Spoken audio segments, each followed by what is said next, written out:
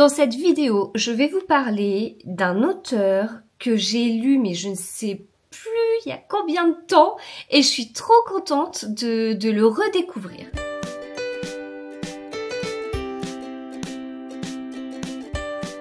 Bonjour à tous, j'espère que vous allez bien. On se retrouve dans cette vidéo pour parler de ce livre Disparu à cette adresse de Linwood Barclay qui est sorti il n'y a pas très longtemps aux éditions J'ai lu. Linwood Barclay, c'est un auteur que j'ai découvert il y a un petit paquet d'années et je sais plus du tout pourquoi je ne le lis plus. Alors, je fais des vidéos flashback, je sais pas si vous l'avez vu, des vidéos dans lesquelles, en fait, je ressors un carnet de lecture que je tenais entre mi-2009 et mi-2016, on va dire, donc autrement dit, de mon mariage à la naissance de mon troisième enfant, et année par année, je vous dis ce que j'ai lu, etc. Donc, j'ai hâte de tomber au moment où j'aurais lu d'une Linwood Barclay, puisque c'est un auteur, donc c'est un auteur canadien pour information, qui a sorti des livres. Alors j'étais plutôt poche à l'époque, donc il a sorti des livres chez J'ai lu à partir de 2011, et puis après il y en avait quasiment 2 par an. Le temps de rattraper un petit peu, certainement un petit peu le retard de traduction par rapport à ce qu'il a sorti en anglais, j'imagine. Donc j'imagine que avec mon petit carnet là, il y a un moment donné, on va tomber sur Linwood Barclay et je saurai enfin pourquoi, enfin ce que j'ai lu, ce que j'en ai pensé, et peut-être que je saurai pourquoi j'ai laissé de côté. Mais pour l'instant, il y a rien, vraiment rien, qui me dit « Ah mais oui, bien sûr, c'est pour ça que j'ai laissé de côté. » Je sais pas, j'en sais rien, je sais pas du tout, je me rappelle pas. Surtout que celui-ci, il était trop bien. Enfin, c'était...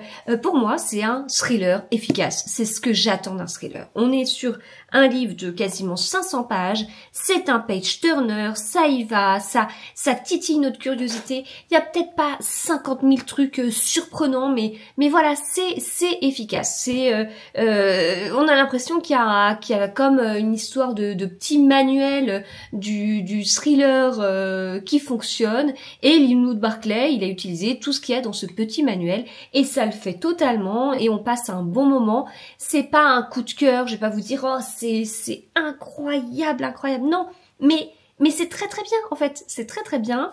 C'est pas incroyable parce qu'en fait j'avais deviné une partie du dénouement, pas tout, mais j'avais deviné une petite partie, mais c'est rythmé, vraiment l'auteur titille notre curiosité, on commence et on est déjà scotché en fait, rien que par le début, rien que par le prologue. Alors ça se lit vite aussi parce que voilà, moi j'aime bien les livres de chez J'ai lu, ils paraissent assez épais, mais les pages sont épaisses justement, c'est agréable à lire, c'est écrit assez gros je trouve pour un livre en format poche. Et donc en fait dans le prologue on fait la connaissance de Brie. Brie, elle est chez elle, elle fait appel à un plombier, si je ne me trompe pas, Charlie, plombier. Voilà, elle fait appel à lui et puis elle lui dit à plusieurs reprises « Oh, je suis toute seule chez moi ». Mais bon, après elle dit, elle dit « Mon mari est absent ». Brie s'interrompit, ça lui avait échappé. Vous ne dites pas que votre mari est absent quand il y a un inconnu chez vous, même si Charlie n'avait rien d'inquiétant. Donc voilà, on est comme ça dans ce prologue. On avance petit à petit. Et puis à la fin du prologue, on lit les dernières lignes. Elle eut un hoquet de surprise. À cet instant, elle crut entendre quelque chose derrière elle et se retourna brusquement. Elle n'eut même pas le temps de crier. Point, le prologue est terminé, nous arrivons 6 ans plus tard. Vous voyez, rien que ça, comment c'est déjà hyper stimulant. Et donc en fait, Brie, elle est mariée, donc c'est ce qu'on apprend dans le prologue quand elle explique que son mari n'est pas là. Elle est mariée, etc. Et puis 6 ans après, forcément, les choses ont changé. On ne sait pas où est passée Brie, toujours pas. En revanche, il y a à un moment donné quelque chose de bizarre parce que des gens ont l'impression que justement 6 ans après, elle revient sur le lieu enfin là où elle a vécu pour dire mais elle est où ma maison en fait, je m'y retrouve pas, enfin voilà, il y a des choses un peu bizarres. Alors son mari est quand même bien soupçonné à l'époque. Bon, il refait sa vie. On a l'inspectrice de l'époque qui est toujours qui rôde, et on a plein de personnages secondaires. Enfin, quand je vous dis plein, c'est pas qu'on en a c'est pas qu'on en a beaucoup, on n'est pas perdu, mais c'est que en fait on doute de chaque personnage secondaire. En fait, il y a des trucs qui paraissent bizarres. Moi, je me suis méfiée de personnages alors que j'aurais pas dû. Mais voilà, il y avait quand même. On a l'impression qu'il y avait beaucoup de personnages qui avaient une zone d'ombre, si bien que on se dit mais parmi tous ces personnages, parmi toutes ces zones d'ombre, laquelle est la zone d'ombre qui nous intéresse et qui va nous permettre de résoudre en fait cette enquête. Voilà, donc j'ai passé vraiment, comme je vous dis, un très très bon moment.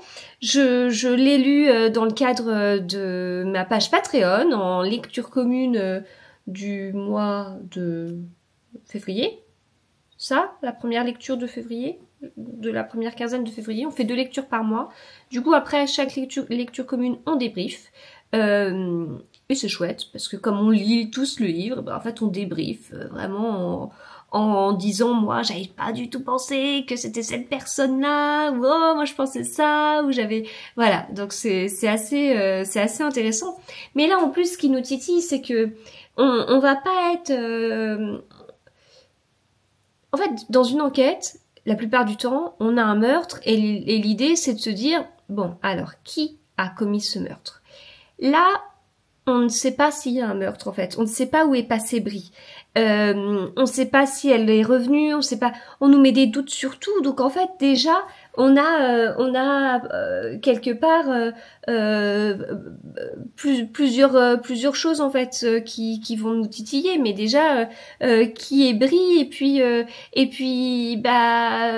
où elle est et qu'est-ce qui s'est passé et pourquoi elle revient 6 ans après, et voilà, c'est là où c'est encore plus puissant, j'ai envie de dire, qu'un polar classique, et c'est encore plus efficace et tout ça. Voilà, alors je veux bien du coup vos retours. Si vous, Linwood Barclay, ça fait voilà 15 ans que vous êtes vraiment des fans inconditionnels, quels sont vos préférés? Parce que on parle pas d'un petit auteur, parce que comme je vous disais, depuis 2011, il en a sorti énormément des livres. Donc là, on est 10, 15... Ça fait, si je me trompe pas, on est à 22 romans de Linwood Barclay qui sont sortis.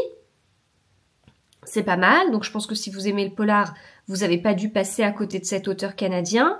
Et donc, si je me trompe pas, et que vous en avez lu, vous en avez pensé quoi? Ça vous plaît pas? Lesquels vous avez préférés? Enfin, voilà, je remets, je remets cet auteur dans cette espèce de, je sais pas, de grand bac des auteurs que je dois lire, que je dois relire, qu'il faut que je découvre, redécouvre, et donc, j'aimerais savoir les livres que vous me conseillez de lire. Voilà, c'était mon avis sur Disparu à cette adresse de Linwood Barclay.